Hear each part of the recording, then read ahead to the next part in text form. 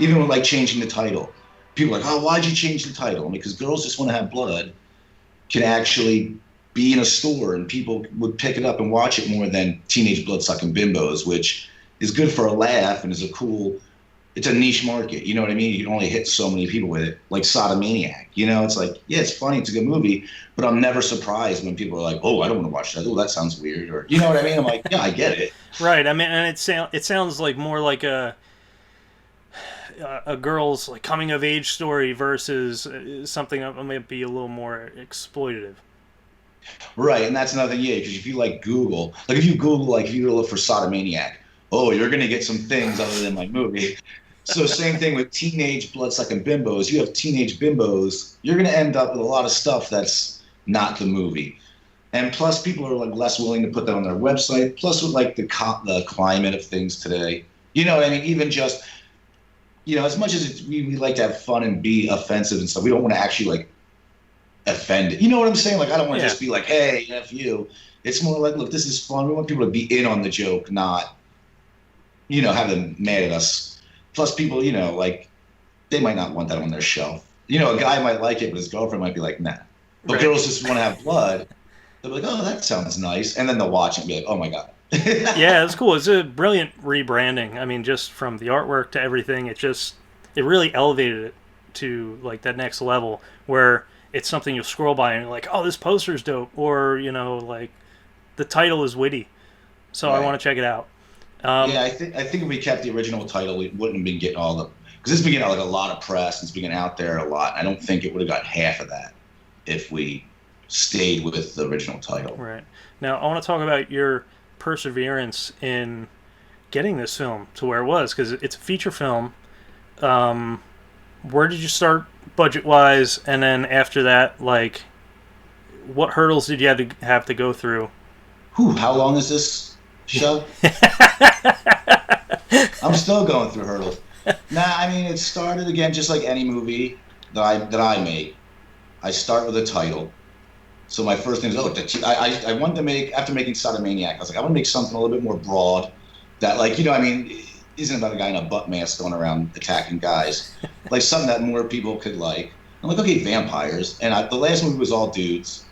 So I was like, okay, I want it to be girls. You know, I want to work. I want to work with girls. And then I had thought of the title, and I'm like, okay, vampires. And I just kind of, again, started with no money because writing. That's the one thing people need to understand. Writing is free. It doesn't really cost that much. Programs are free. You're just paying for electric. That's on anyway. So I wrote the script and sent it out. I did one draft, way too long. I think it was like 200 pages or something, Wow. like 100 and some pages, which it shouldn't have been. I should have done a rewrite, but I was like, up, and just started in motion. We started getting the actors together, and I think within a couple of months we were filming. Mm. And again, we had not a single dollar. We just everything came out of pocket. And we got the crew together. You know, there was some hurdles. Like we had a guy who was going to film it. And again, we're not paying anybody. We're not getting paid nothing. So we had a guy who was going to film it, but then he got a paying gig. Yeah. Like 2 days before we're supposed to start filming. So luckily, Jeff Stewart jumped in. He's like, okay, I'll film it. Because he was helping produce the movie. So he said, I'll jump in. I'll film it. I was like, okay, cool. Then my actress quit. One of my lead actresses quit. Because her whatever, she was uncomfortable with the script. And I said, okay, we can, whatever you're uncomfortable with. That's another thing, too. There's like, I always write stuff, and I'm like, this will not happen. But let me put it in here because you never know. Let's see what I can get. Yeah. And with this one, surprisingly, I was like, wow, we really got a lot of stuff I never thought. You know, I mean, I wrote it in there. There might be on two things that we didn't get out of everything I wrote in there. So then within 2 days, I had to find another actress, and then that's where Penny, I always call Penny. That's what I love. I'm lucky enough to have a small group of actors who work in all my films. So if I need someone, I'm like, hey, I need you to come show up. Could you come and do this? Same thing happened with Alan in the movie. I had a guy drop the day before. So I'm like, Alan, please, can you just come and do this? I'm begging. This is begging him. So he did that. And then hurdles, really, I mean, everything other than, it's really time is money. And when you don't have money, you don't have time. Because I'm not saying you need money for this. It's when you're not paying people to be around for 20 hours a day, they start to get a little, you know what I mean? Yeah, they're like inching towards the door. Right. They're like, oh, it's been all day, And so you're like, that's really, it's time management, trying to get it all shot. But we did, we got it all shot. And then editing, that's the only other hurdle is, again, it's me and Sarah Casey, who's my partner in D.I.Why films. And then I'm editing the whole thing, So that was really, took a while. Because again, this isn't our day job, you know what I mean? So it's day job, then you get together twice a week to try to cut the movie together. So that took forever. And then like special effects, which are not our specialty. Like, so we're learning how to do that stuff while trying to get it done. But again, I think everything came out cool, and we had a really cool soundtrack, which was easy. I had a guy, Drew Rizzo. He's super into 80s metal, and I was like, I wrote this whole, that's another thing I do before I write a movie. I decide what music is going to be in it. Okay. So like this new movie I'm starting once this quarantine is over, I said, okay, I want it all to be like experimental jazz music. So while I'm writing, I'm listening to that music, and while I'm thinking of my shots, I'm listening to that music. So this one was, I wanted to be all 80s hair metal. And while doing it, I had real songs, and then I'm like, I'm never going to get to write all these songs. And I was thinking, like, I'm in a band. I know people who've been bands. In a couple of movies, I've used some friends' bands from high school. So I was like, wait, in the 80s, somebody must have wanted to sound like Poison. There had to be some band from New Jersey that wanted to sound like Poison. So I told Drew, I was like, Drew, find all your old friends, ask them if they have demo tapes. Here's the bands I'm looking for. And he just sent me a bunch of awesome music that really was better than the stuff I want. You know what I mean? So my Poison song, I felt, was better than the band that did it, was better than the Poison song. And it's more original too, because it's not just like, oh, it's this Poison song who everyone has associations with. Right. Which has its good and bad. You know what I mean? Because with having an association, you put it in a song, in a movie, everyone's like, yo! You know what I mean? Oh, it's Poison! It's not like I'm watching something and, oh, that might be a cool track. Right. But in this one, so we used all that. That was a really cool thing, which is if you need music for movies, I know we're supposed to be like teaching people things here, but if you need music, reach out to your local artist or reach out to people who play instruments. They're probably more than willing just to throw you stuff, especially if it's like a band.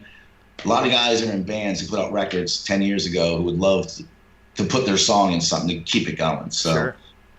So then I don't know, the other hurdles were trying to get to festivals, which again, this is a movie where I make movies that some people, I don't want to say don't get it, it's just not their thing. You know what I mean? I make USA Up All Night drive-in movies, so it's not always what people are looking for, Right, yeah, you've got your own niche, which is awesome, because you know that niche so well. Right.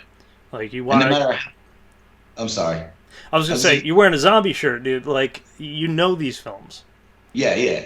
And that's what's, no matter how broad I try to make something, I always end up, like, I'm thinking, like, people review this movie like, oh, it's depraved, it's perverted. I'm like, this is tame. Like, this is like the tamest thing I've ever done. I was trying to be tame. I'm like, oh man, I'd hate for you to see like my early stuff. You know what I mean? But that keeps me my goal. I'm just slowly getting people, kind of like John Waters. He started out like, oh shit, and then eventually, made a family comedy. So that's kind of what I'm trying to. But with those movies, you need, again, time is money. I can make a cheap vampire movie. Could I make Slumdog Millionaire with no money and actors who, you know what I mean, can't, so it's kind of like, that's one thing, a hurdle I always struggle with is what are we trying, what can we do, what do I want to do, and what can we actually do? Yeah, and I mean, I feel like, especially with horror and like the down and dirty horror, there's a lot more forgiveness and leeway for, say, like production values. Like, you're not expecting it to be this work of art. It's like, no, this is something that you're supposed to feel a little uncomfortable with. Right. And sometimes, a lot of times, I feel it adds to it. Like I said about watching horror movies on VHS, when people film, like as good as like multi-million-dollar Hollywood horror movies look, they never have that grimy feel to me. Like, it always just feels like, oh, I'm watching a Hollywood movie. Where something like August Underground, where it's shot on VHS and the effects are like amazing, you know what I mean? Like, and they show the gore. It makes you feel a little bit more uneasy, and I don't want to say scared, but you know what I mean. You look at Blair Witch, you look at Paranormal Activity. I mean, right? They're kind of low down and dirty things, and it adds to it. And I mean, the only Hollywood thing that I can ever say I really felt kind of like skeeved out by was the Texas Chainsaw Massacre remake. Oh yeah, There was just yeah. something about that just like got under your skin. Just the look of it. I don't know if it was the lighting, the brown tones, what. Right.